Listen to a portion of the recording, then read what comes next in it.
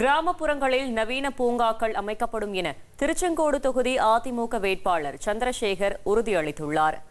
நாமக்கல் மாவட்டம் தோக்கவாடி உள்ளிட்ட பகுதிகளில் அவர் பிரச்சாரத்தில் ஈடுபட்டார்.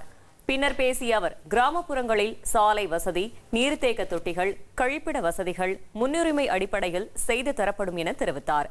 அதிமுக ஆட்சியில் அமைக்கப்பட்ட பூங்காக்கள் முறையாக பராமரிக்கப்படாமல் உள்ளதாக குற்றஞ்சாட்டிய அவர், மீண்டும் அந்த பூங்காக்கள் சீரமைக்கப்படும் என்றார்.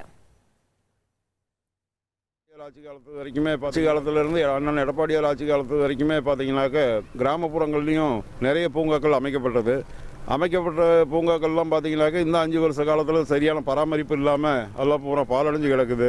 அது ரொம்ப வருத்தத்துக்குரிய விஷயமா இருக்குது.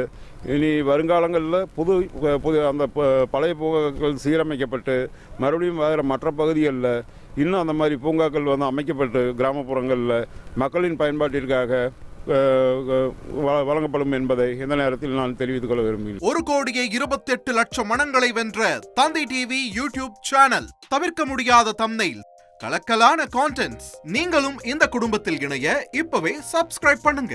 அசுரபலம் கொண்ட எங்கள் டிஜிட்டல் கரங்களில் உங்கள் விளம்பரங்களை சேர்க்க வாட்ஸ்அப் பண்ணுங்க. 8939888838. Email advtthanditv@dttv.in.